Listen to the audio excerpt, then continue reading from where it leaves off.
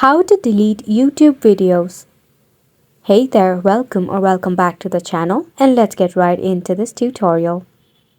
To delete the YouTube video, first and foremost, launch a YouTube application in your device. You can launch it in your PC as well, or if you have the YouTube Studio, you can launch your YouTube Studio in your device as well. Tap on the View option and click on the View Channel option that is at the very top.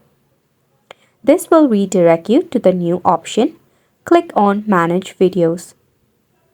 Tap on the three dot icon next to the video and select on the option of Delete. For confirmation, click on the Delete option once again.